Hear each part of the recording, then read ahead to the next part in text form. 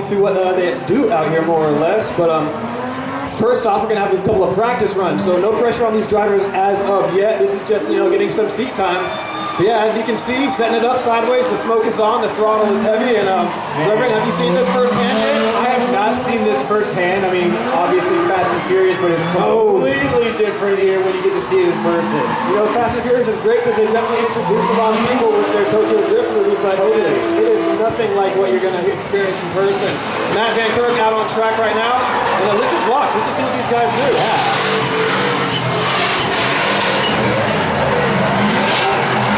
Typical Japanese import, typically, rocking the 4-cylinder, but V8 American power swapped underneath the hood, so tons of power. Chris Johnson now rocking nitrous, all sorts of crazy horsepower.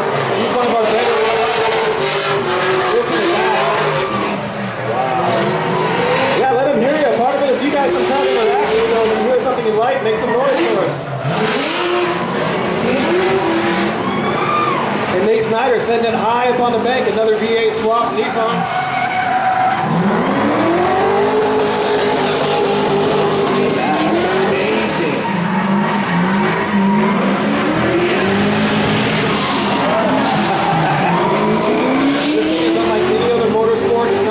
To the finish. It's not who has the fastest lap times. It's all about style and all about who's throwing that smoke, that energy, that angle. Who's really all about the excitement. So it's really quite different from anything else you're going to be seeing out with your car. Finesse and control mixed with all that power. Exactly. And now Nick Martin in the V8 powered RX-7. Again, a lot of V8s tends to be the sort of it's the key in drifting, not necessarily the key, but it's like one of the more popular swaps that we're definitely seeing a lot more common out here. Now our last driver hitting the bank, Brad Davis. 2JZ turbo power.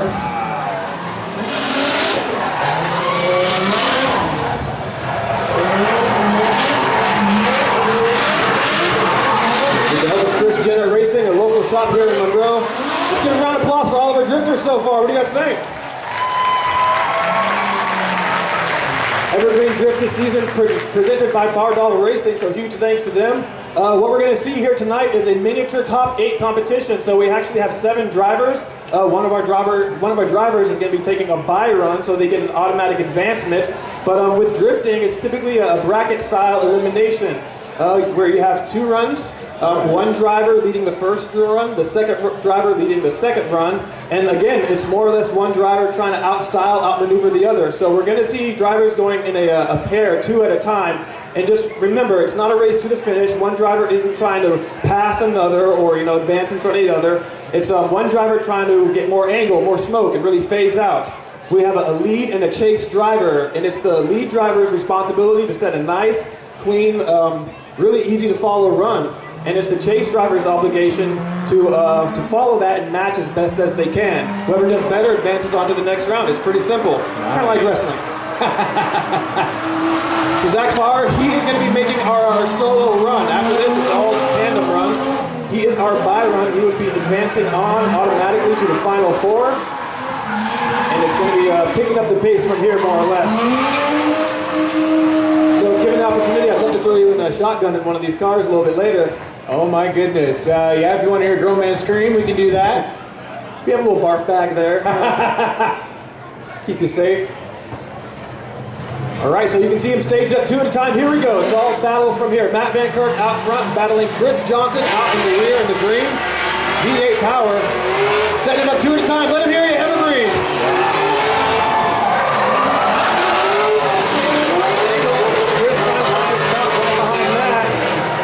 Dumping the throttle, closing that gap, just laying the smoke down. Van Kirk out front, leading a nice clean line though. There's a stutter there from Chris, but strong finish as they fill the smoke. Hot boxing the track. Wow. Quite the ride. And one of my favorite parts about the drift events out here, I mean, Evergreen Drift, really open their arms up to the sport. They have events every single month. You can come out here, open drift, you come bring a helmet, you can ride shotgun in one of these cars. It's a really easy sport to get into, and if you want to drive yourself, it really doesn't take much. Any rear-wheel drive car, get a couple of spare sets of tires, and you know, you're out here sliding.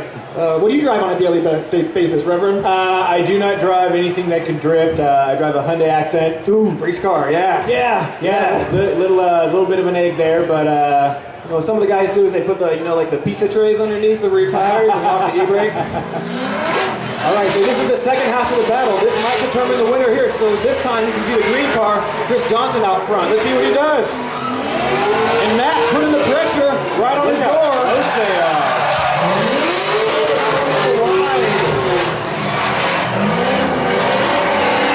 Little butt pucker, what do you say? There's a lot of it there. Bouncing off the wall. Let him hear everything.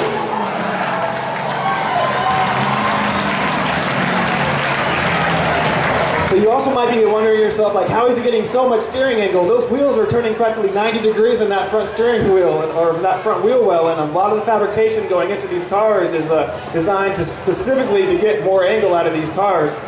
Front fabrication, steering angle kits has been, you know, on the rise as well. So in drifting, the development of these cars is getting higher and higher. A couple of years ago, we were seeing 200, 300 horsepower. Out here today, we're reaching 600, 700, 800 horsepower and more. So we're up there. It's awesome to see.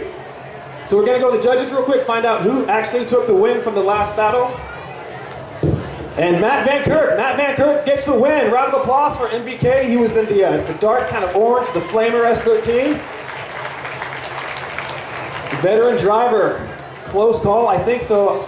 I think the way that was determined, Chris, on that second run, you saw him kind of go wide through the infield and go around, and that was actually going out of bounds. So we do have some imaginary lines of sorts. There are some obligations where we do want to see the drivers sort of, you know, hit certain key points of the track.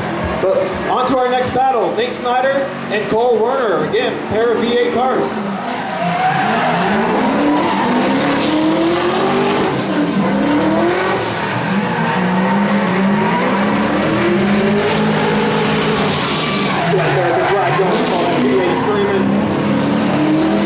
All right, playing it safe. Round of applause.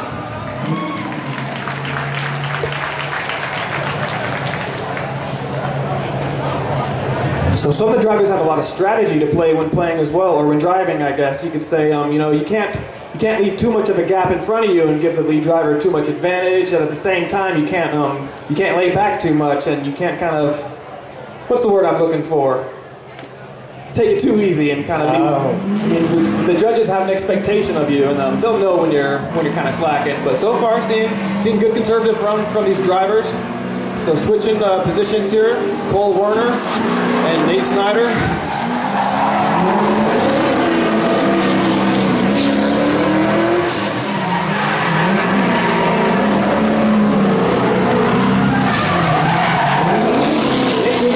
Again, you can see that rear driver staying right on that same line as the chase car, and that's exactly what we want to see. Round of applause for these drivers.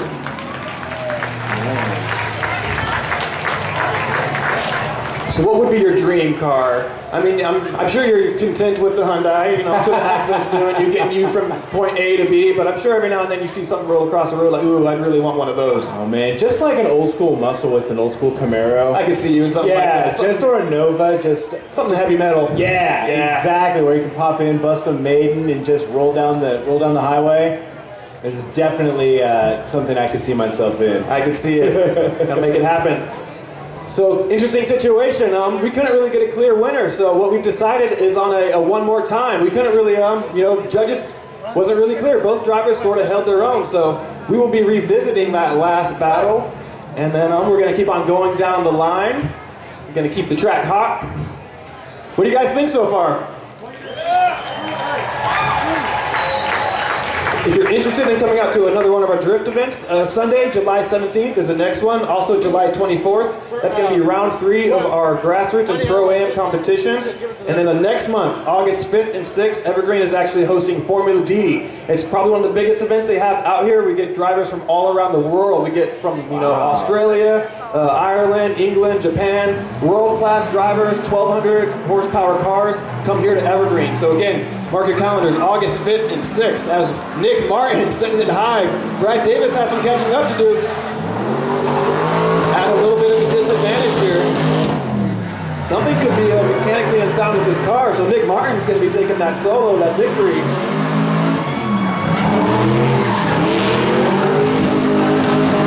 You know, that's kind of one of the things with drifting is you're really putting this car on the edge of a knife and holding it there, and there's so many little variables, so many minor things that go wrong. I know Brad's sort of been chasing things on and off, and you know, as the technology gets there and as the horsepower gets up there, you know, the components, it gets complicated more or less. So Brad's been kind of chasing issues here and there. We saw him yesterday driving super strong, so don't want to make any assumptions just yet. Hoping the best for him. Maybe he can lay down a good lead run this time.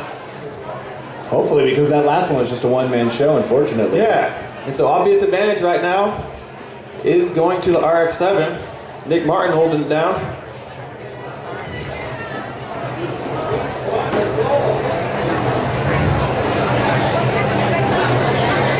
If you're looking for more information online, again, Evergreen Speedway, they are on Facebook. Be sure to follow them as well as Evergreen Drift to stay up to date to all the upcoming events and information as a crew truck is heading out. Don't think we're going to see this thing drift. It'd be pretty sweet. It's funny as I would seeing all that sand in the back just throw all over the place. Yeah, we're open drift days out here.